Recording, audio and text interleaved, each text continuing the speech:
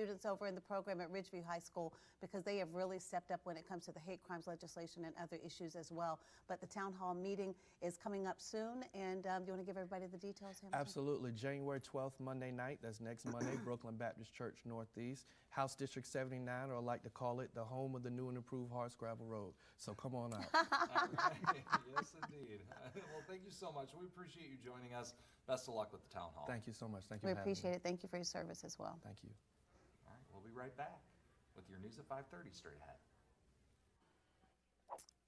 Well, if you are interested in better understanding how government works, staying engaged, and being better informed, you should really make plans to attend an upcoming town hall next week. Representative Hamilton Grant is hosting Civics in Context, a public conversation focused on power, process, and civic responsibility. And he joins us now to share more about the event. Thank you so much for joining us. We appreciate it. Thank you for having me. Happy New Year. You bet. Happy New Year to you as well. What a fantastic opportunity here. What prompted this town hall? So in my year of serving in the House of Representatives, talking to constituents, people all across the state, one district is to better educate our constituents. And so we believe that if you are better educated, you're equipped with knowledge, you know how to better advocate for the things that you're looking for in the better community that you can live in. And that's how our state should be reflected. So the title Civics in Context really suggests making government easier to understand. What are some of the most, I guess, common points of confusion or misconceptions that you hear from your constituents? Well, the biggest misconception is that people think that I have the power to do something that I don't necessarily have the power to do. And I get calls all the time saying, hey, can you do something? I'm like, that's a county council issue, but I'm more than happy to refer you and connect you with your council person. And so it's just something as simple as knowing who your representatives are. What is it that they do? What are you capable of doing? And how should you be expecting them to serve you in your community in your capacity?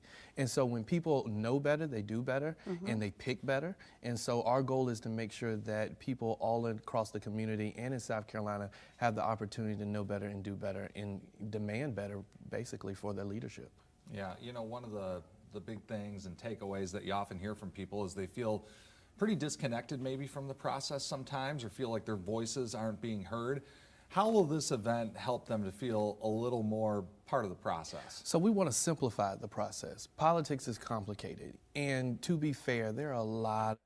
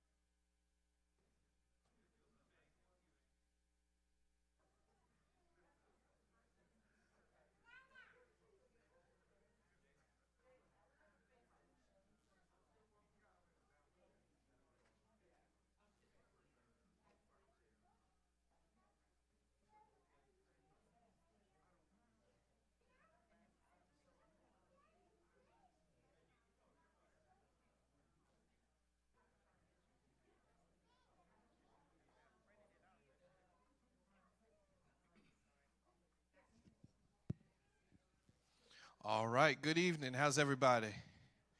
If we can kind of get settled in and take our seats, I appreciate you all waiting.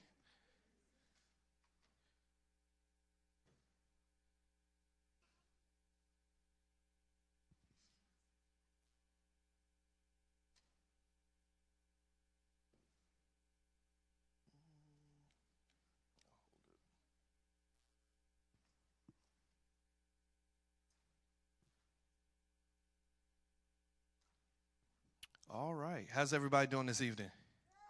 I appreciate it. Thank you, Hamilton. That's enthusiasm I'm looking for. Let's try it again. How's everybody doing this evening? There we go. There we go. One, thank y'all so very much for taking your time out on a Monday evening to be with us here. I want to welcome you all to House District 79. For those who do not live in the district, I call this the home of the new and improved Hardscrabble Road. And so we are happy to have you. For the ones that do live in the district, it's an honor to serve you all. Again, Hamilton Grant representing this district, and we're happy to be here for the Civics and Context Town Hall. I wanted to do this town hall for several reasons. One, the second year of our General Assembly session begins tomorrow. And with so many things that are happening across our country, across our state, particularly this year in this legislative season, it is so important that we have an understanding on how the process works. I believe that you cannot fully advocate for something that you don't understand. And I believe that we should all be seeking understanding, specifically in the policy and the lawmaking realm. Because if we don't hear from you all, our constituents, then we're left up to our own interpretation. And so your voice matters, your voice is important, and by the end of this evening, I want you to understand how important that voice is and how you can better utilize it so we can make our whole system better. And so I want to thank a couple of people. Let me first thank Pastor Chris Levy-Johnson in his absence for being such gracious host. Ms. Walker was here earlier, but the entire Brooklyn Baptist Northeast staff, thank y'all so very much for always being so accommodating to us. That's right, you can give them a round of applause. I also want to thank my team that's here, Miss Maria. I saw her earlier. Ms. Maria Romero, she is my legislative aide at the State House, and so we'll be giving out information on how you can better contact us there. I have Ms. Kim Brown in the back and Ms. Journey Myers in the back, if y'all can raise your hand. Thank y'all so very much for helping. Obviously, I've got my family here, my wife Alana, my children Hamilton, Harrison, and Hilton up front, so if y'all hear a bunch of noise, that's them. Just ignore it. Couple housekeeping before we get started. How many of you all know people that should be here that couldn't make it tonight? Raise your hand. That's perfect. So this is what we want to do. I want to take a moment. If you have your phone, if you will go to Facebook and you can go to the Grant for SC page, we are live streaming now. So we can give everybody the opportunity who were not able to come out and be here physically with us. The church has been gracious enough to where we are now live streaming. So you can either go to my Facebook page, that's Grant for SC, or you can go to the Brooklyn Baptist Church Northeast page to do it as well. But we want to encourage you all to share this stream. Put it out there, tag 2 or 3 people so that they can pay attention and they can be part of the process virtually as well. Also want to make sure that everyone who is here, if you have not done so already, but before you leave, please scan this QR code that's right here or use the sign-in sheet, because this is important. What it does is not only does it get your information, it also allows you all to leave any kind of questions or concerns that you have for this district, things that you want to see done differently so we can better be attentive to the needs of the constituents in the district. And so with that, I want to also acknowledge a few elected officials that we have with us this evening. We have Ms. Shelley Williams, who is here with Richland 2 School Board. Shelley, will you please stand? Thank you so much for being here. And we also have County Councilwoman Tish Dozier-Aline from District 8. She is here with us. Thank you so much for being here as well. All right, so now what I want to do, I want to introduce our presenter for this evening, Mr. Brenton Brown. Brenton is a skilled policy analyst and stakeholder advocacy. Brenton is a professional committed to ensuring community growth and development. His leadership abilities have been utilized to make policy recommendations, programmatic evaluations, and research-based community advocacy initiatives.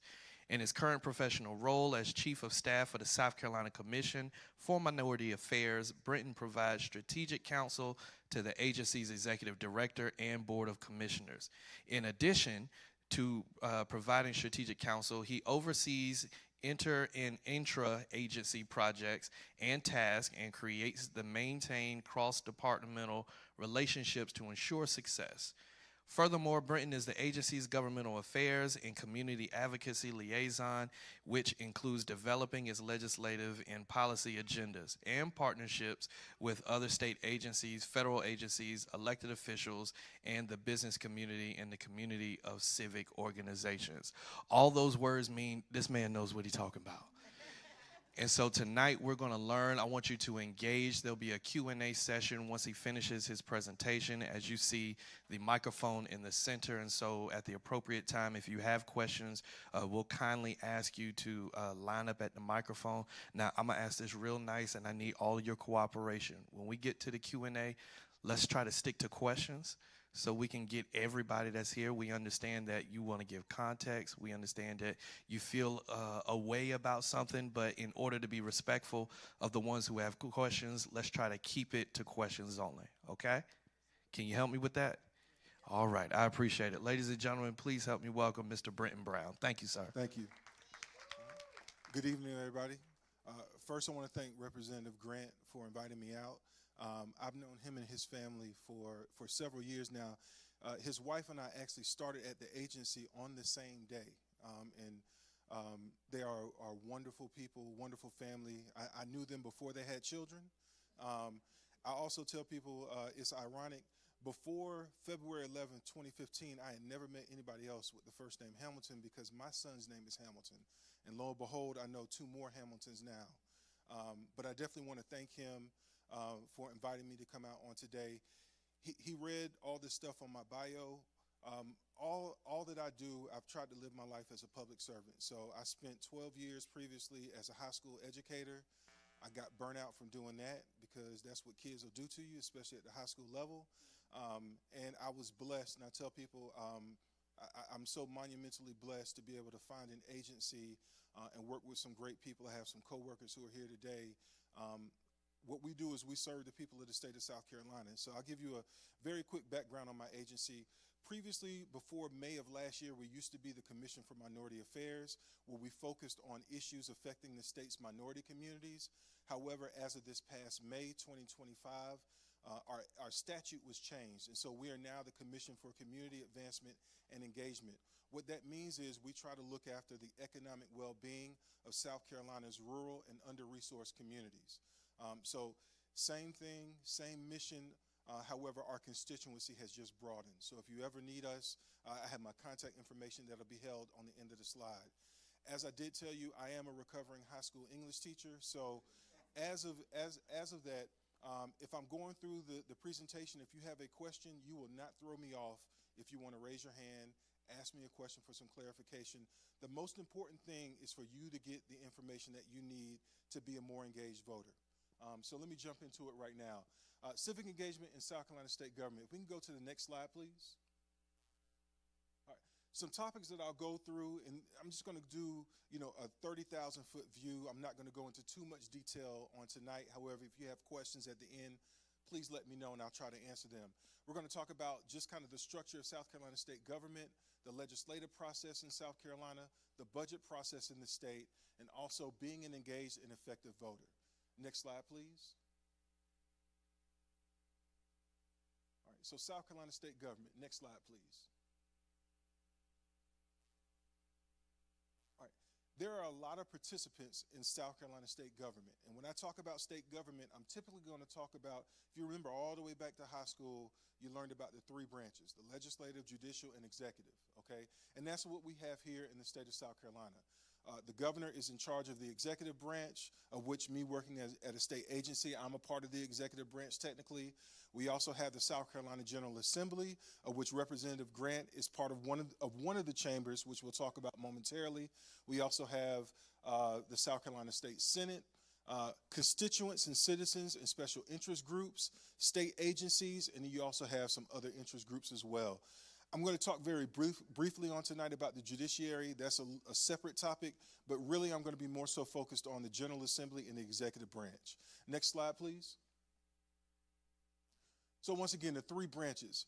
So in South Carolina, what we call our legislative branch is the General Assembly, and ironically, they meet literally down on Assembly Street. And so the General Assembly is composed of two chambers. We have the House of Representatives, 124 members who are elected every 2 years. We also have the South Carolina Senate, 46 members elected every 4 years. I'm gonna ask a quick question. How many people have been down to the State House, but like have actually been in the State House, on the second floor, okay? How many people have been into the buildings? So whether it's the block building, okay, thank you. And I always like to see that because that's where government happens. That's where policy happens, and it's important to be there. When they're in session, like they say, starting on tomorrow, if you get a chance, go when they gavel in, okay? And I always tell people like this: the House of Representatives with 124 members, it's like middle school recess and lunch at the same time. Okay, and there are some people that play games with libations that will say, how many times is the Speaker of the House going to have to call the House to order? All right, because you have so many different people that are in and out. It's wild when you look at it for the first time. The Senate is a little bit different. The Senate only has 46 members. They are also what they call the upper chamber. All right, and so their rules are, a little bit more formal.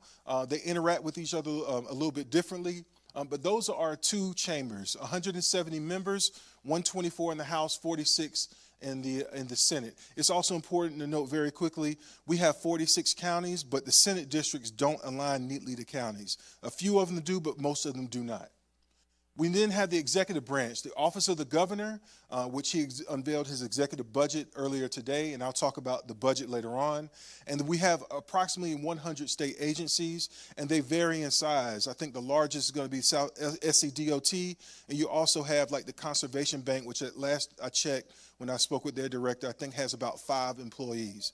So we have a lot of range. My agency has about 30 people that work in it. But we all cover the state of South Carolina, trying to help 5.3 million people. Finally, the judicial branch, 9 various trial and appellate courts, Supreme Court, Court of Appeals, all the way down to other related offices such as our solicitors, public defenders, so on and so forth. Next slide, please. All right, so the House of Representatives, and this is a picture of the inside of the chamber. Next slide, please. Once again, they meet every year. They start on the first Tuesday of January, which is tomorrow, and they end on the third Thursday in May. The House has 13 standing committees, which we'll see in a second. Members typically serve on one committee. If you want to see Representative Grant at his finest, watch when the Education and Public Works Committee is in session, especially when they have subcommittee meetings or the committee meetings. He does an excellent job advocating for his constituents. And then committee membership is appointed by the Speaker of the House, and we'll talk about some of that leadership in a second. Next slide, please. House leadership.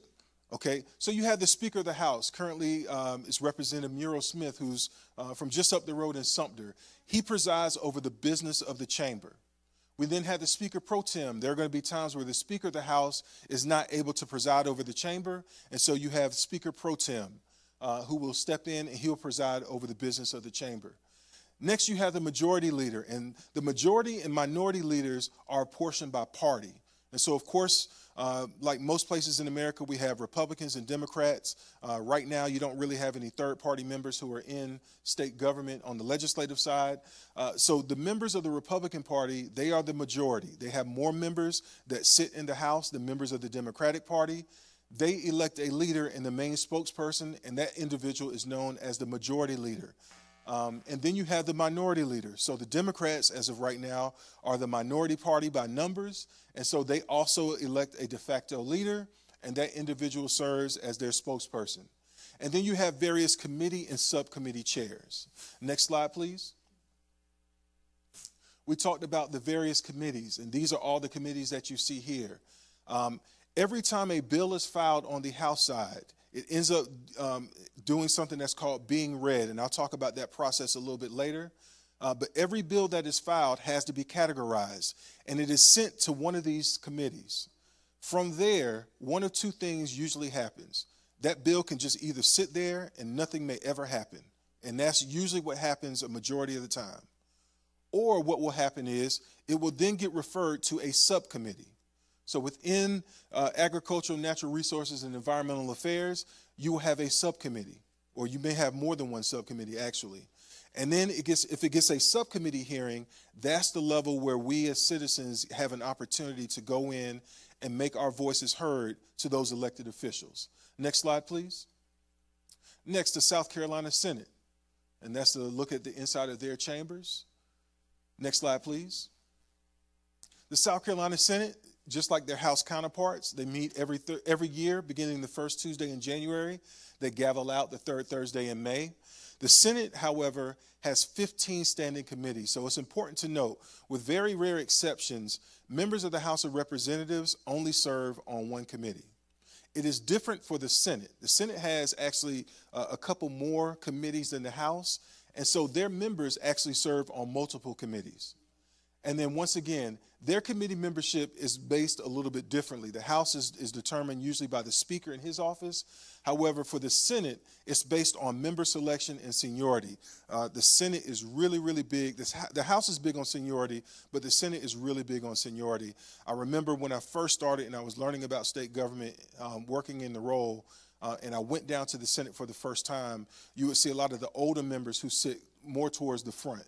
And some of the younger members or the members who had just been elected, regardless of age, and regardless if they had served and they had a break in service, typically during that particular time, they may serve, they may have their desk a little bit further back. Next slide, please. Senate leadership. So this slide, forgive me, because that's supposed to be the president of the Senate. So you have instead of the Speaker of the House, the Senate has a president who presides over the business. However, and forgive me for the typo in the first two bullet points, but the other positions, the last three, all remain the same. So the majority leader, once again, is going to be elected by the members in the Senate who have more members. So right now, once again, we have Republican members who are a majority in the House and the Senate, and they elect their leader, and the minority leaders do. The minority party does the same. Yes, ma'am.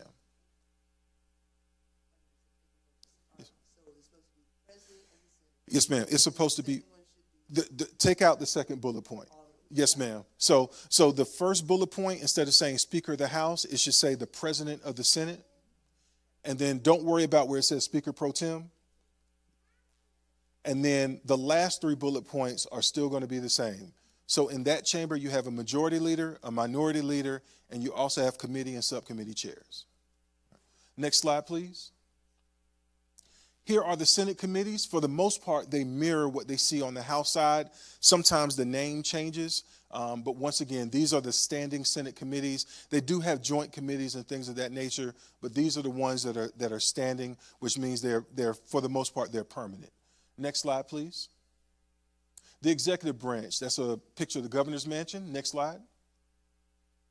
All right, the governor manages the affairs of the state, the execution of state laws, and to varying degrees, oversight of state agencies.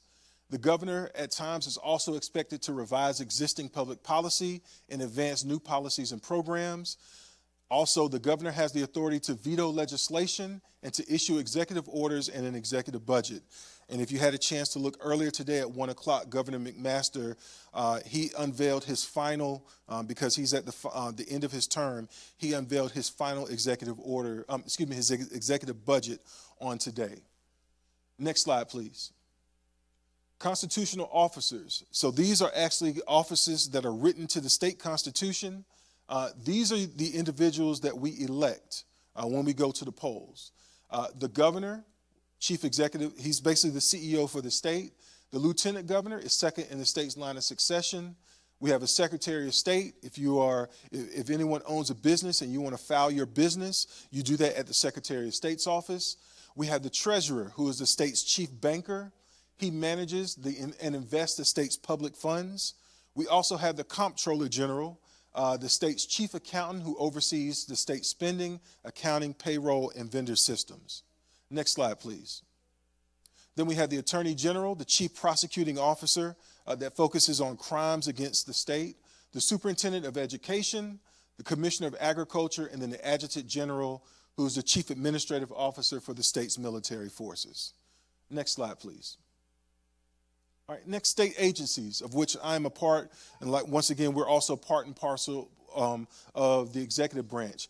There are approximately 100 state agencies, once again, ranging in size from some agencies I believe have as small staff as about 3 individuals to some that have several thousand, servicing the needs of about 5.3 million people across the state. There are 27 cabinet-level agencies, and those individuals who lead those agencies, they play key roles in acting as advisors to the governor. So usually anytime that there's something big that's going to hit, I can almost guarantee you that he's going to convene a cabinet meeting, and he's going to speak to those leaders of those larger and more influential state agencies to kind of help guide the direction that the state should go in. Next slide, please. Our judicial branch, that's a picture of the Supreme Court, which is down on Gervais Street. Next slide, please. All right, most state judges, and we could do a whole nother conversation about the Judicial Merit Selection Commission. That's interesting in and of itself. But most state judges here in South Carolina are elected by members of the General Assembly. They preside over trials and review various legal issues. State judges typically have the final say on issues that affect our citizens and anything that flows from our state constitution and also the laws of the state. Finally, some of those courts include the Supreme Court, the Court of Appeals, the Circuit Court, Family Court, Probate Court, things of that nature. Next slide, please. All right, the legislative process. Next slide, please.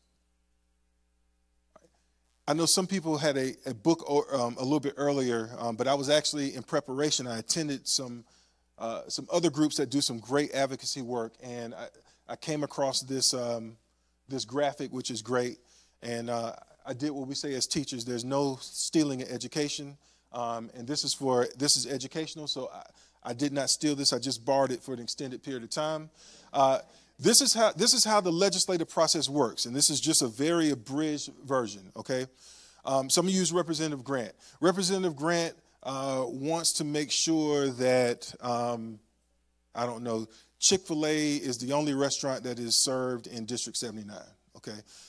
My son loves Chick-fil-A. He has to go every day. That's a whole other thing. So he files a bill, House Bill 1234. House bills always have 4 digits behind the H. Senate bills always have 3 digits. So he files House Bill 1234. That bill is then read in front of the entire House of Representatives for the first time. From there, it is then sent to a committee. And let's say, for argument's sake, it goes to the Judiciary Committee. It goes to the Judiciary Committee, and then one of 2 things can happen. Judiciary Committee can say, we don't have time to deal with it, so we'll just put it on the shelf until a later date, or we're going to immediately take this up and we're going to send it to a subcommittee. If it goes to a subcommittee, that's very important, especially for everyone who's in this room, because that's the point where you get an opportunity to show up at that subcommittee meeting and talk about whether you are for or against that piece of legislation. It's very important that you know that you have that opportunity to do so. If you're not able to make it down there in person, many times they will send out a notice and you can email your comments, or if you want to write something and send somebody else down, you have an opportunity to do that. So the subcommittee, what I always tell people is I think it's probably the most important step in the process, because that's when we as the people get a chance to speak on it. If it clears the subcommittee, yes, ma'am.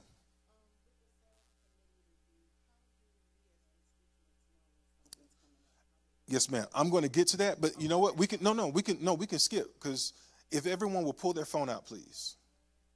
If you go, I don't care if you have yes, sir. Oh, I'm sorry. The question was at the subcommittee. I'm sorry, please. I'm getting old. At the subcommittee review, when do the constituents know when Yes. So the question is, when the subcommittee does their review, when do we as constituents know that we have an opportunity to come speak? Okay. There are two ways. You have the South Carolina State, the website, which I will show you some screenshots of that a little bit later. But the easiest way to do that, if you go to your app store for me, please. And if you go to your app store, if you type in very simply SC Legislature, and I would like for you to download the SC Legislature app. And once you download that app, you have almost everything you need to understand what is going on down at the State House complex at your fingertips. So with this app, it gives you an opportunity. It has all the information, and I'll slow down because I know some people are still downloading. But just very quickly, you can follow Representative Grant. If he has introduced bills, you can literally scroll through the menu, and if I need to, I'll stay here as long as I need to this evening to help walk you through that process. But you can select the individuals that represent you, whether it's on the Senate side or here in House District 79, and you can follow not only every time they introduce something, but if you want to know every time he makes a particular vote on a bill, it will send this to you. Now, I will say this. I have the app and I have all the notifications on my work phone. You may not want to do that on your personal phone because it will ping all day long. It will, all right? I'm already bracing for all the pings and emails. They've already started sending the emails, all right? But what I will say is this. It gives you an opportunity. I always tell people, if you can, and we always cannot do so, if you can, please go in person. But if you can't, if you go to the home screen, at the very top, and forgive me because it's hard to see, typically if there is a meeting that is going to occur, it is right kind of further down. And so I'll give you an example. On today, the South Carolina Education Oversight and Academic Standards Subcommittee met. And then you can click on it. It'll tell you they met in block room 433. If you've never been into the Block building or the Gresset building, some of the buildings are actually like this one. They are audio-visual capable. Sometimes, more often than not, they will broadcast these meetings. And you have an opportunity to watch it on your phone, or you can do so at work online. It'll also give you an agenda. So that's the best way to find out what is going on. Now, what I would also say is, you can also follow committees. So if you just want to know, I just want to know what's going on with the Judiciary Committee. Or if you want to know on the House side, we're about to go through as agencies the second step in the budget season. If you are, let's just say, I'll use South Carolina State University because that's where my wife works. If you are a alumnus of South Carolina State University, or if you just love South Carolina State, or if you have a child that goes there and you say, you know what, I know South Carolina State University is a public university. They're going to have a budget hearing in front of the Ways and Means Committee, their higher education subcommittee, which I don't think they've kind of scheduled that yet. And you say, you know what, I want to be there to support that university. Or you say, you know what, I want to be able to watch what is going on in that meeting. You can do so with the app. Okay. Any other questions as of right now? Okay. The other great thing about the app, and I'll go ahead and go through it now, you can download the state constitution, you can download the code of laws, you can download the code of regulations, you can look at bills that have currently been filed. It's just a great tool to have at your fingertips. So from the subcommittee, after people have made their testimony, the subcommittee, those individuals vote. If they voted favorable, it then goes up to the full committee. If it's voted down, it does not go back to the full committee. It's not considered. But let's say that the bill it goes back to the full committee, it gets a vote. If it gets a second favorable vote, it then goes to the floor. So they go all the way back to the floor on the second floor of the State House where the House of Representatives meets, and then they then debate it, and then they make a vote on it. If that bill is successful and it goes out of the House, it goes across the hall to the Senate, and the entire process starts all over again. Now, let me say this, and because I oftentimes get this question. There are tons of bills that pass one chamber, so they pass the House and they go to the Senate, And the Senate leadership over there may say, this is not a priority for us, and they never take it up. The opposite is true. Many times there are bills that go through the Senate leadership says this is something that's important to us, and the members of the House decide for whatever reason it's not important. So it's not a guarantee that a bill, once it passes one house, one chamber, and goes to the other one, that is going to be heard. Yes, sir. So let's say, for example, that an elected official has a bill that was in somebody else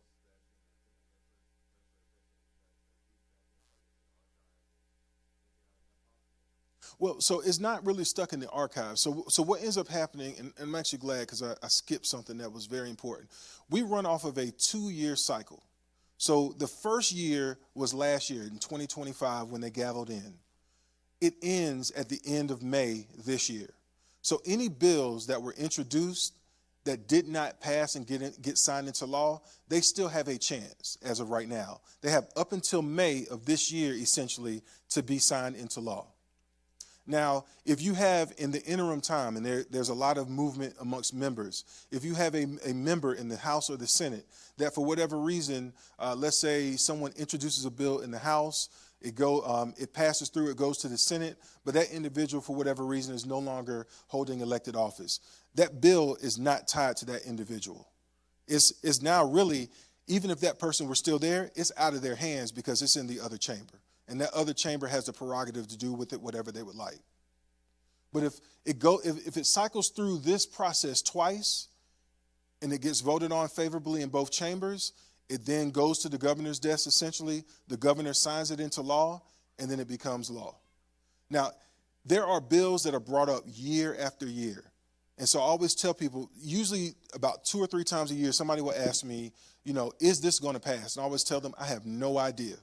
And I use my agency as an example. We anticipated that we were probably going to have to change in some way, shape, form, or fashion.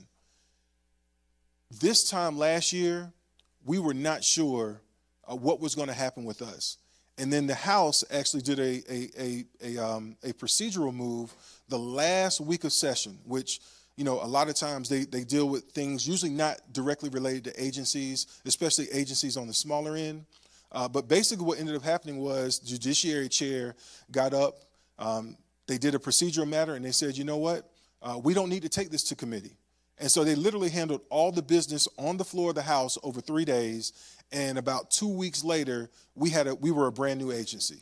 So that happens 0.00001% of the time. That is not something that happens mostly. There are bills that are brought up year after year after year after year. So you just never know when something happens. Yes, sir. So I want to say something because that's important, right? Just because a bill is introduced does not mean we hear it. On the Education Committee alone, we get hundreds of bills each year. I was looking at our pre-file packet.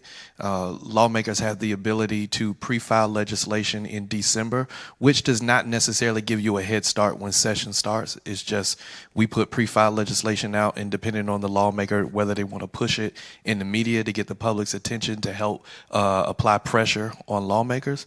But there are at least, I think, 120 pre-filed bills in this session alone. And when we start back tomorrow, there will be hundreds of pre-filed bills that get introduced. And so it is impossible to hear and see and discuss every single piece of legislation that comes across the desk. And so that is really where the lawmaker's ability to work with its leadership, work with its committee, subcommittee chair, work across the aisle, that has become a lost art now.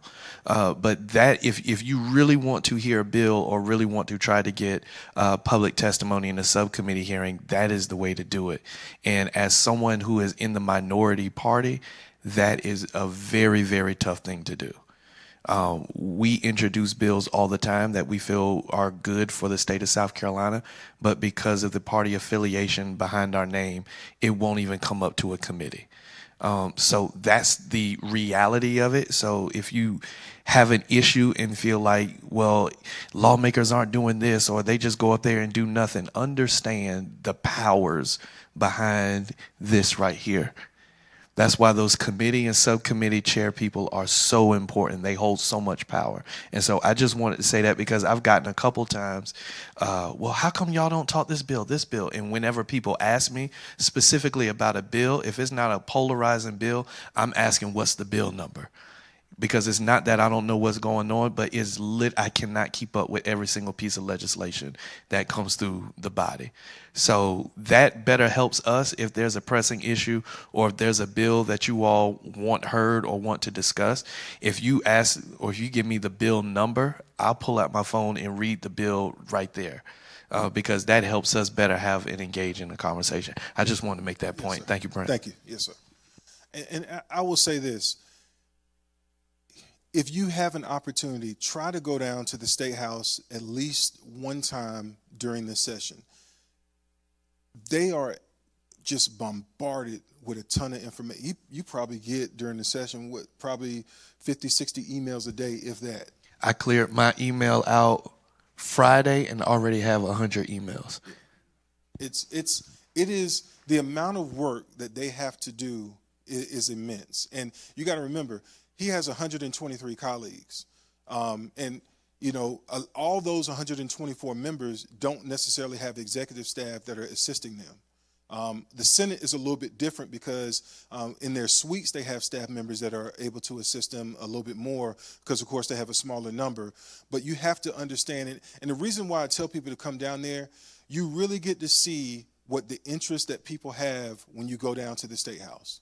It's extremely important to go to those subcommittee meetings, but also when they gavel into session, go to that second floor so you can see, you know, I always tell people it's usually three types of people that you see down there.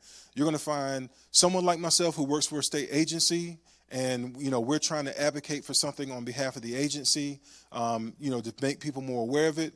You're going to find lobbyists who are going to be representing typically private or different constituent group interest, or you're going to find community activists. So, you know, there's a lot of people who are down there who are vying not just for his attention, but the attention of all those individuals who are down there. So it's very important to go down there. But it's also very important to give him grace because, once again, he's still working full time. He has a family, but also at the same time, you know, he's a wonderful advocate for the district down there. Next slide, please.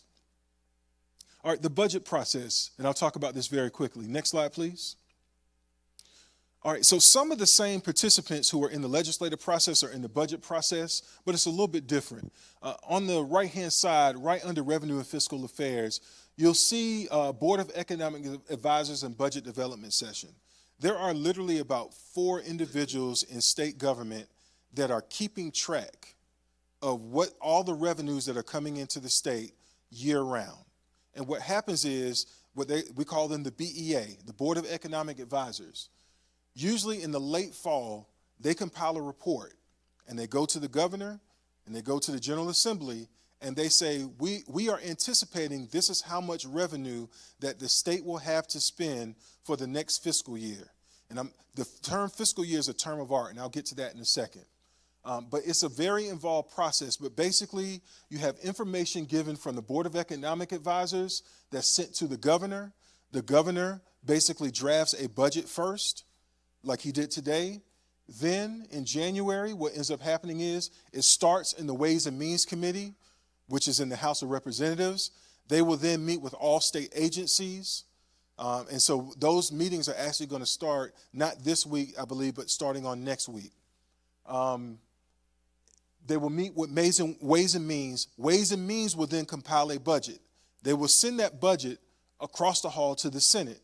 And then we as agencies will have to do it all over again. So we would have met with the governor. We would have met with the Ways and Means Committee and the subcommittee. And then we go across the hall, essentially, and we meet with the Senate Finance Committee, and the budget process starts all over again. It's important to note, if they disagree on even 1 decimal point when it comes to the budget. They agree on everything, but they're fighting literally over 1 red cent. They create what's called a conference committee. 3 members of the House of Representatives get together with 3 members of the Senate, and then they sit down and they work out all the details.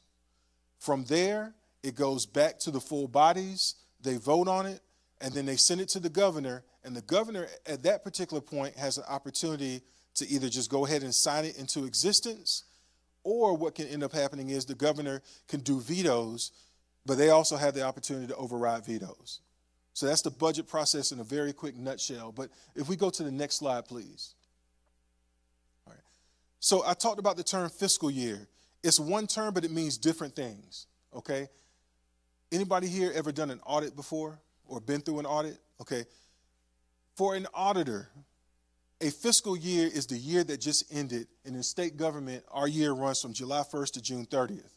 It's the year that just ended. So when we get audited annually as an agency, they're not worried about 26-27, which is the year that we're focused on now. They're worried about funds that were spent in 2025, 2026, or 2024, 2025. So an auditor is always looking back. Basically, they want to know, did you spend our money wisely, state money wisely? Then for an agency, what we're focused on right now is the fiscal year that just began. So once again, our fiscal year started July 1st, 2025. It ends June 30th of this year. So we were appropriated or given a certain amount of money from the General Assembly, and we basically are told we need to spend at least 90% of those funds. We can do what's called carry forward 10%. But they want to make sure that the money that is being given to us is being spent on the people of South Carolina. And then for the General Assembly, so Representative Grant and his colleagues, they're not worried about what has already happened in the past. For them, they're focused on what is about to happen. So we are now looking, and they're focused on the 2026-2027 budget. So once again, you got one term, but it means 3 things in different contexts. Next slide, please. Incremental budgeting. So this year's budget, or I should say the budget for 2026-2027, is built off of the budget from 2025-2026. South Carolina state budget is different than the federal budget. We have to have a balanced budget, okay? And if we don't have a balanced budget by June 30th, they enact something called a continuing resolution, which is basically says we still need a little bit more time to work on this budget, so we're going to put in place the current budget, or technically the old fiscal year budget, until we get a chance to work it out. And I think this past year, or maybe 2 years ago now, was the first time since I've been with the agency in my 6 going on 7 years that they've actually had to do what they call a CR. Typically, they have everything ironed out such that when the clock rolls over from June 30th to July 1st, the new budget cycle rolls over. Next slide, please. Recurring versus non-recurring funds, okay? All that means, especially for an agency, we want recurring funds. We want funds that are going to come to us year after year. So, for example, if we want to do staff salary increases, and which is actually something that we put into our budget this year. We put in some funding for salary increases. When we categorize that and send it to the General Assembly, we want that recurring. We don't want to put in a salary increase and realize we made a mistake and put it in under non-recurring, because then what's going to end up happening is that individual will get a boost for one fiscal year, and then their funding, their salary is going to have to go back down because we did not put it in recurring. So typically you want those recurring funds year after year. The recurring funds are funds that you generally get from taxes, fines, and fees, gas tax, things of that nature. People are going to buy gas, so you know those funds are going to recur. Non-recurring funds are a little bit different. Those are funds where you have, let's say the state of South Carolina sued a large corporation and received a $300 million settlement. That's $300 million that's added to the state budget, non-recurring, because you're not going to get it over and over again. And so at that particular point, they want to allocate how those funds are spent. Or we have what's called a reserve fund. Whenever you hear reserve fund in state government, of which we have 2, that's just a savings account. And so typically, once those accounts get above a certain threshold, they'll skim some money off of it and they'll put it in the general fund so that money can then go back out to constituents. Next slide, please. This is just a quick snapshot of this past year's budget. So South Carolina's budget is about $4.2 billion. $5.1 billion of that comes from sales and use taxes. So whenever we go to the store, we buy something, we pay that sales tax. That goes into that. So that's about 36% of the budget. $6.2 billion is from income tax, which there have been some talk about doing some reform. That's about 44% of the state budget. Next, we have corporate tax, about $1.2 billion, and then another $1.7 billion comes in the form of other revenue. Next slide, please. Okay, so now that you've kind of gotten a primer, I want to stop right here. Are there any questions? I went through a lot of information, and I want to make sure. Yes, sir, please. So I want to say something about the budget and the whole process. So this past year was the first time I had the opportunity to do it. And I've heard the stories from legislators in the past. Budget week is actually a thing, right? So we probably get 2 weeks before budget week starts a stack, literally this thick, of everything that's in the budget in terms of requests from state agencies to the governor's budget to college and universities. It has to be at least 1,000 pages. We go through all of that. And literally to the line item, and that's where you figure out where people's interest lies within the state house, because they will argue to take money out of an agency or to put money back in an agency, or they'll introduce something that's called a proviso. And the provisos are slick ways to try to interject law without changing the monetary scope of the budget. So this past session, there was a proviso introduced to eradicate diversity, equity, and inclusion, particularly in businesses. Well, we caught it, and that proviso was unconstitutional. However, it did not stop what we knew what was looming ahead, which was the full outright bill. But stopping the proviso at least helped us be better prepared with the bill. These debates go literally all night long, especially on the last night. I think we finished up the budget on Wednesday. We came in at 9 a.m. and did not leave until 2:15 Thursday morning. That's literally how budget week goes. And the arguments and the debates can be mundane, but when people really feel a certain type of way, or when people want to be performative for their base, that's where you see it. Because that's where the dollar amounts go. And it is so critical that lawmakers and legislators are able to effectively communicate and persuade in debates, because we've been able to stop things from going off the tracks. And they can and will go off the tracks. So Mr. Brown is exactly correct on looking at those Ways and Means subcommittee, because the Ways and Means is the purse of the House. Senate Finance is the purse of the Senate.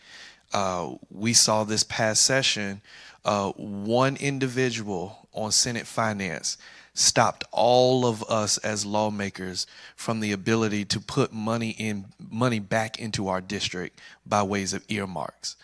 Earmarks are opportunities where lawmakers can petition either with Ways and Means or Senate Finance to say, hey, I've got this church community development corporation in my district. They're looking to help do farm to table. They want fresh food products so they could give out to the constituents. We want to apply for a $250,000 grant from the state. That's the process.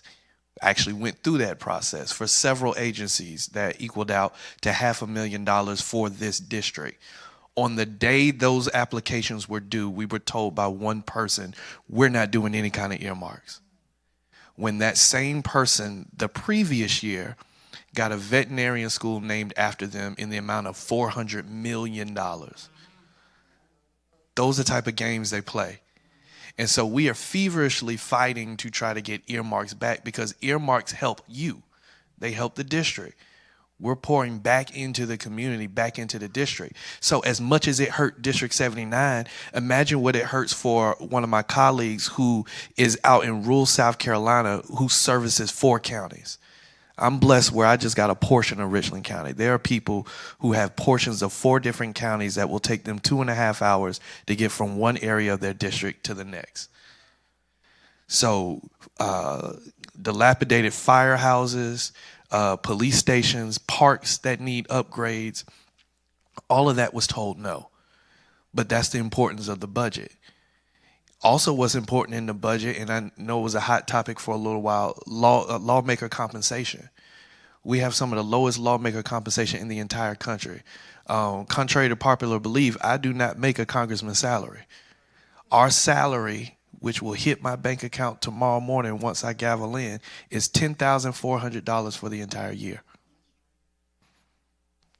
And additionally, we are supposed to get an additional $1,000 a month that helps cover expenses to travel the district. Well, one former lawmaker got mad that the House and the Senate wanted to bump that $1,000 to $2,500, and another aspiring lawmaker who's running for Congress decided to sue the state of South Carolina. And what it did was it took us from a potential $18,000 increase in our total package to a $12,000 loss. So I have not been paid for any kind of legislative work since last May. That is the importance of the budget. And so anything in terms of dollars and cents when it comes to this state is right here. I can yell till I'm blue in the face at that panel, at that well, but it don't mean a thing if it don't have dollars and cents to it. And so I didn't want to take up too much time with that part, but are we on the question, or you got? I got a little more. Yeah, sure. That's a really important one. I have a question for you. Yes. Because a lot of people really do not understand in terms of the type of representative democracy that we have. Not paying, Don't get too deep because I'm gonna have you. All right, thank you. not paying our legislators is a disservice to representative democracy. Mm-hmm. We don't necessarily understand that South Carolina used to have one of the most progressive governments in the entire nation that created pathways for men who were not independently wealthy to be able to serve in the House. How really, in your opinion, at this time, because I know you're also concerned about your colleagues, who are not independently wealthy, All right. who were raised and serve in rural areas, what have you heard? Really, how does that create a lot of vulnerability in our state house? It's oppression. I truly believe that whether as the lawmaker that I disagree with the absolute most, I truly believe they are there to do what they think is best for their constituents. None of us go to the state house to get rich. However, I do feel like compensation is value. Raise your hand in here if you will work a job for 30 years with no kind of pay increase. I didn't think so. So what that tells you is that you're either independently wealthy, or you're independent with your time, or you have a lot of money that is generationally stored up for the wealthy from your family. And so those are the people who go down. I also believe, because what some of my colleagues will tell you, behind closed doors, they wanted that increase. But in the public eye, they will tell their constituents, well, we're not voting for this because we didn't go to Columbia to get rich. Now, what does that do? It creates opposition for the people who want the increase. So anything that goes, or anything that makes a lawmaker look like they're trying to be greedy or line their pockets, draws primary opposition. In this state, we are not competitive with our elections. The competitiveness of elections happen in primaries. That's why the March filing date is important to pay attention, who files for these seats, and that June primary is important before you come back in November to vote in the general. And so I think that doing this and keeping our pay at what it is a way to draw off opposition, because if you increase the pay, you've got to increase the talent pool. And I'll just be very, very honest when I say this. The talent pool ain't that high at the State House with a lot of people. It's just not. Because some of the stuff that we argue about and some of the stuff that they try to impose as policy and law, they do it knowing that it's unconstitutional. So what I have heard is that there are enough lawmakers that have kept calling the speaker upset that are not part of my party, and I have been told we will address that as an early priority when we get back into session. But I want to kill the myth that we only did it because we want to get rich. That ain't the case. That is not the case. I don't care what party you part of, what district, what county you represent. We don't come to Columbia, to the State House, to line our pockets. We come to do the work of the people of South Carolina. South Carolina is full of different ideas, different individuals. So what I represent you for may not be what somebody in Beaufort represents. It may not be what somebody on the Grand Strand or on the coast represents. And so just keep that in mind as we proceed. I didn't want to interrupt. Yes, sir.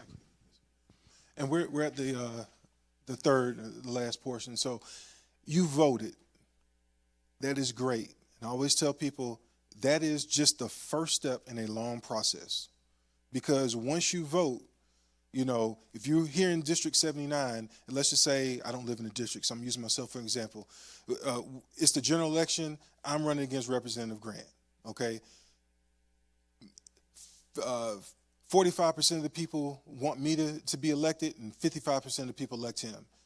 Once he takes that seat, he represents 100% of the district.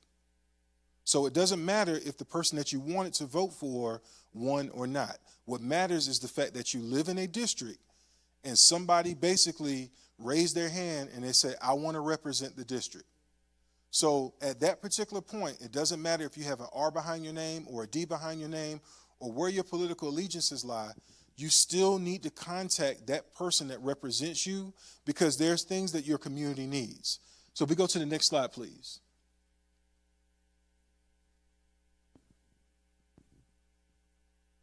All right. So the role of an elected official, all right, and once again, I apologize for the formatting. Maynard Jackson, the first black mayor of Atlanta, this is the best quote about government I've ever heard in my life. He said, an elected official is a deliverer of goods. Because in a government, you are engaged in the delivery of basic services. Understand that everything can't change overnight, yet the elected official's job is to be accountable, to be dedicated, to be honest, and to try to change those inequities overnight. It's about goods and services, it's about funding, it's about people. That's what an elected official's job is. It does not matter if they're elected at the federal, the state, the local level. That's what their job is. They're dealing with the allocation of public resources, and 9 times out of 10, that public resource is going to be money. How are those dollars going to be spent? I tell people all the time, probably one of the best things, one of the best perks of my job is I get to travel all across the state. South Carolina is not a poor state. It is not a poor state. You know, this is home for me. And by home, I'm not just talking about Columbia. Brooklyn Baptist Church is my home. I grew up in the church on Monticello Street in West Columbia before there was a Northeast campus, before there was a West campus. So if I love anything, I love God first, I love my family, but I love South Carolina. And I've been all over the state. I've been in places where there are people that have wealth you just can't imagine. I've been in places where there's poverty that you can't imagine. But we all want the same thing. We all want what's better for ourselves. So next slide, please. So how do you affect change? You must understand the process. That's what I tried to go over today. You must understand the rules. I tried to go a little bit about some of those rules today, and we can talk about those later on if necessary. And you must understand the participants and their motivations. This is very important. There are going to be things where you're going to agree with Representative Grant on. There are going to be things where you don't agree with him on. Here's probably the most important piece of advice I can give you. Don't burn bridges. What I have seen, and I have seen it so many times, Representative or Senator agrees with you on, or does not agree with you on issue A. And then I have literally seen people go to Facebook or go on Twitter or go social media and they blast that person. And lo and behold, 2 weeks later, another issue pops up and the person that they blasted on social media is literally the best person to assist them. Don't do that. Build bridges. Another thing, we have some staff members here. Staff, I love staff more than anybody. Those are the people who get everything done, all right? Get to learn, not just the legislators, but also the staff members. I'll give you a little hint. There are times where you may not be able to get in contact with a legislator. It happens to me, and I deal with an agency. I know those ladies who work on staff. And I developed a good rapport with a lot of them, and they will, sometimes I will get phone calls, I'll get emails. I just want to give you a heads up about A, B, and C. I just want to let you know that, there was a meeting and somebody mentioned your agency. Building those positive relationships reaps very big dividends down the line. So make sure you build those positive relationships. Next slide, please. This is called the Iron Triangle. Once again, constituents, the public, you have elected officials, and then I have agencies over here because we're the ones who, after they've made the laws, we kind of put everything into motion. Everything kind of flows through us as agencies. So you want to, once again, communicate with your legislator, understand the role of state agencies. Every agency doesn't do the same thing. I'll give you a great example. When we were called Minority Affairs, we used to always get calls all the time about discrimination. We don't deal with discrimination. We did not deal with discrimination. They would confuse us with Human Affairs. Human Affairs is the agency, and this is another one. Everyone says, well, Congressman Clyburn was the executive director for your agency. No, he was not. We love Congressman Clyburn. However, he was the executive director years ago for Human Affairs, not for Minority Affairs. And I always tell people, it's fine if you call us and if you make a mistake, we're going to reroute you to where you need to go. But it's important to know what agencies do, what we can and cannot do. Because we've gotten phone calls about people wanting us to do something or not wanting us to do something. And I tell them, if the law says do it, I don't look good in an orange jumpsuit. I'm going to do it. If the law says don't do it, guess what? I'm not going to do it. So please know that. Next, you have to build coalitions. That's when I've seen, change really occur, is when you have this church connect with this mosque, or you have this civic organization connect with that civic organization, and there's one issue that they both find that is going to be very important and that needs to be fulfilled, and they get together and they go down to the State House together. The largest crowds I have seen around down at the State House all deal with the big social issues. God knows how long y'all met for the DEI bills. The abortion bill, I was down there handling some business on behalf of the agency. They literally had the lines wrapped outside the buildings. I'd never seen lines that long. It was great to see. I always tell people, my concern is not where you fall on a particular line. My concern is that you understand what the process is and go down there and be heard. That's your politics is your politics. It's none of my business. But just know that you have a voice and everyone has an opportunity to go down there and be heard. Next slide, please. Being an educated voter, understanding the levels of governance. Very quickly, as we're moving towards the election season, research those candidates. I don't have enough time to talk about the SC Votes website, but you can literally create a sample ballot and you can then go understand what those offices are, and from there you can actually research those candidates. Research the voting records of incumbents. He has a voting record. So if you want to make sure that his vision, what he has campaigned on is how he has governed, you're able to go onto the State House website and you're able to have access to all of that information. Once again, build coalitions. Next slide, please.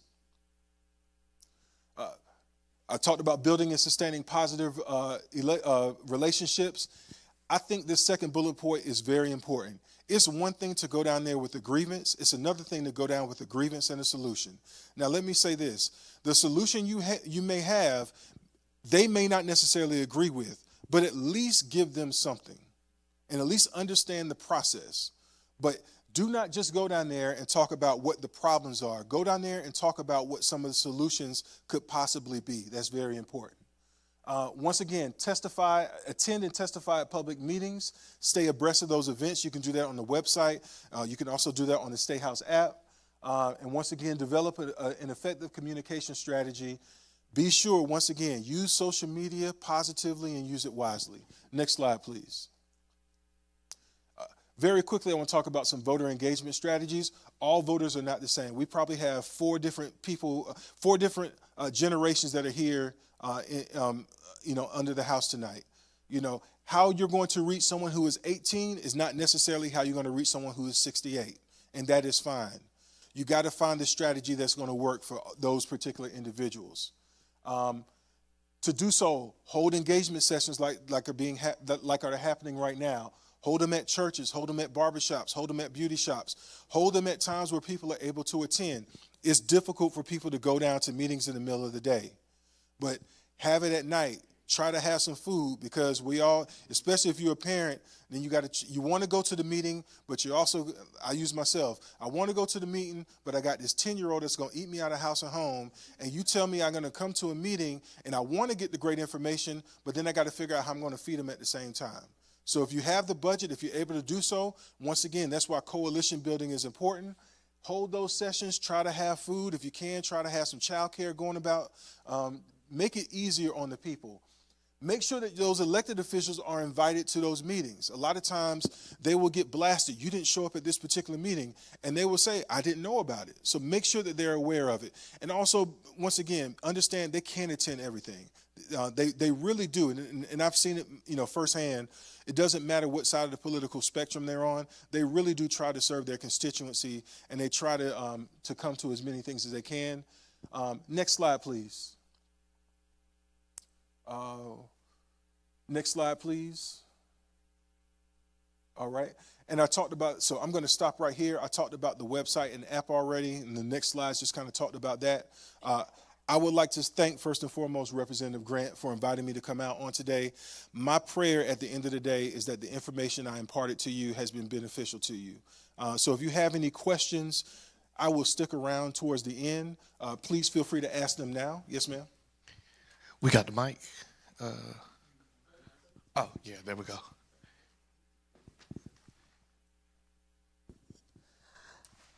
So first of all, Representative Hamilton, thank you all for hosting this. Thank you. Thank you to B&E. This is my 7-year-old daughter who loves to talk like I do. And thank you, Mr. Brown. This information is so wonderful, so needed. So my question is, I've lived in Columbia since 1999, when I went to law school with Tish here. But I'm originally from Spartanburg, South Carolina.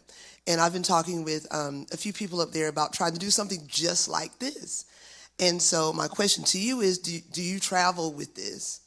Yes, ma'am. Yes. Okay. Is there one planned in Spartanburg already? It's not, but if we want to plan something, I'd love to work with you to get something like that. We'll do that. Yes, okay. We'll talk. Yes, ma'am. All right. And I won't also even charge you. It's on there. I'm just messing with you. Well, I got community partners up there. We can work that out. No, everything we do, just so you know, everything we do is free of charge. We don't charge. Awesome. At all. All right. Thank you. And I'll also say this, there is an interest across the state for town halls like this. I just came out of 2 meetings, one over the weekend and one actual today, where at least 6 legislators have reached out and said, hey, we hear what you're doing in Columbia. Do you mind sharing with us your notes so we can take this on the road? Because there is an hunger to understand what it is that we're talking about. There's so much happening across the country, but I tell folk all the time, you can watch the networks till you blue in the face, but if you don't understand what's happening in your backyard, it don't matter. The things that I vote for impact your everyday lifestyle more than anything in DC does. I pick judges. I pick board of trustee members of colleges and universities. So we talk about college affordability, right? We pick people to serve on agencies that may or may not look like you and I. That is the thing. Those are the things that you don't walk into the ballot box with at the top of your mind, but those are the consequences that if you leave the ballot box or don't even attend the ballot box. So that's the power of what it is that we do. That was the whole premise of tonight. And while I'm here, can we give Mr. Britton Brown a round of applause for an excellent presentation? And so, yes, there will be something. In fact, Representative Rosalind, yeah, she's talking about doing one. So connect with her, yes. If y'all have any questions, we can make this informal. But I do want to get to questions. Anybody have one? Feel free to step up to the mic, use this microphone. And let's all not be shy, because there are no dumb questions. If y'all got questions about a bill that we got going on that I can talk on, I'm here to do that as well. Questions, comments, concerns? Yes, ma'am. Thank you. Y'all don't be shy now. Y'all sat real quiet. Even though I'm short. But again, I want to thank you, because this has been very informational that I can take back to some young people. So this is great. My question is, because a lot of people do have this question, with bills being filed, can constituents come up with something and give it to their representative, or how does that work? Absolutely. I've got a bill right now that I pre-filed that I personally had no interest or idea about. But there was a concerned constituent that had an issue with veterinarian review boards. And because they felt like the people who were on that board did not reflect the community that should be able to make those decisions, and those decisions in terms of adding disciplinary actions to veterinarians. And so I had no idea that was going on, but that was passion of that constituent. Well, they gave me the framework, I gave it to our staff, and we pre-filed the bill. So, I mean, that happens all the time, and I really think that's good government, right? So I cannot be an expert at everything, but if there's something pressing to you, what I do is I have you tell me the issue. I check with our staff to make sure that we don't have something already on the books. And then if we don't, we try to collaborate to see what it is that you want to see to make the solution better and create a bill. And we go through that entire process that Mr. Brown said. Another example that I'll give, fireworks are real big in this area, particularly in this neighborhood. We already have a law on the books that talks about firework prohibited zones. HOAs can enact that. Whether the HOA does or doesn't, that's on the HOA. But I get calls about putting together bills that ban fireworks completely. And I'm like, before we do that, does your HOA enact firework prohibited zones? And so just a simple conversation on that, it educates the constituent to go back to the governing board that's appropriate in order to see if something is already on the books. I don't want to duplicate laws. We already got enough of them. But I want to make good laws for the people of the state. More. Yes, absolutely. Okay, since you brought up HOA, some of these neighborhoods do not have HOAs. So who do they talk to? Do they talk to the county council? Who do they talk to?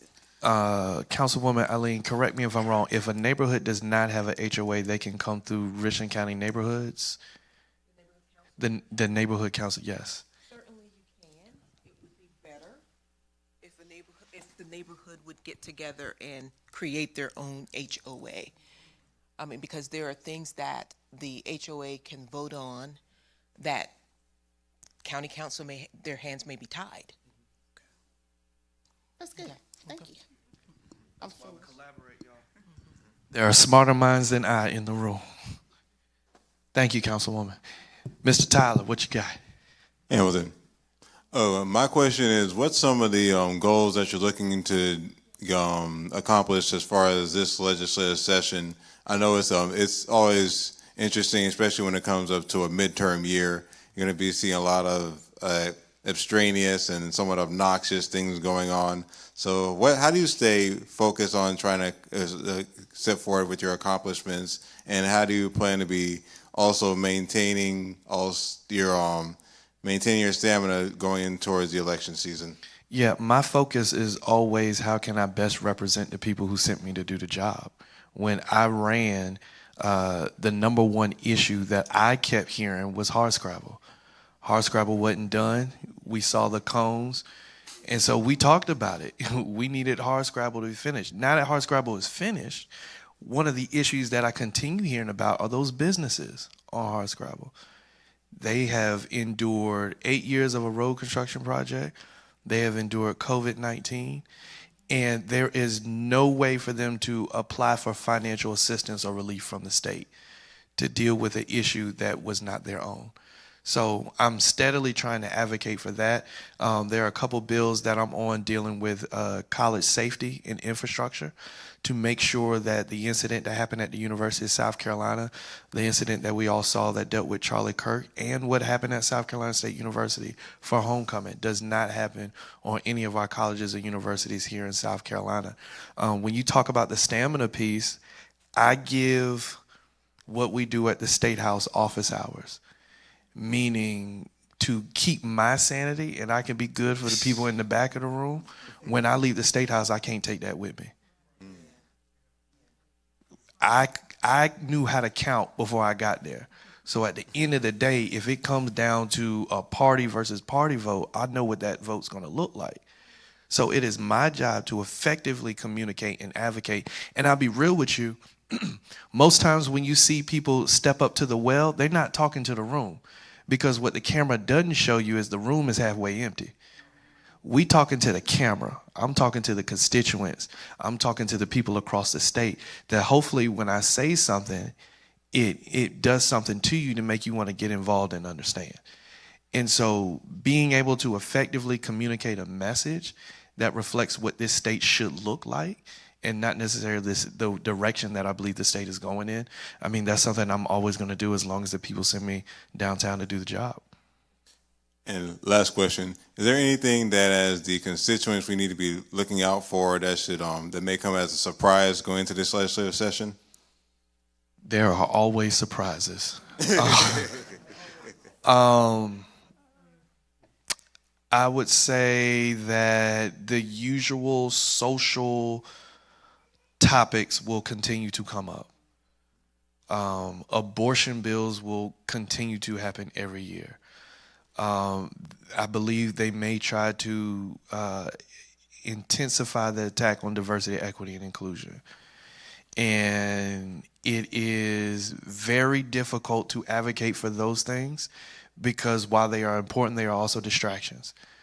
Because while we are spinning our wheels talking about continual social issues, they know we're going to jump at it, and they're messing with the tax code. Or they're trying to implement new tax laws. I was having a conversation earlier, and some of the things that they were talking about on tax law and budgeting compared to the nation's budget. I'm hearing they want to enact a big, beautiful style bill locally in South Carolina. So, I mean, redistricting could be a thing. I don't think that would be the smartest thing for the majority party. But who knows? It's a hot topic right now. I would say every day is a dumpster fire. And the people who are trying to be first responders, we have an arduous task of making sure that we keep the main thing, while keeping our eye on things that people try to slide under the rug. And it happens every single day. So Tuesday will have its own set of surprises. Wednesday will have its own set of surprises. My first week we came in, they changed the rules. And nobody saw it coming. So, I mean, pick your day, pick your issue, and those are the surprises that come with it. Awesome. Thanks, Sam. Thank you. I appreciate it. Thank you guys for having this meeting.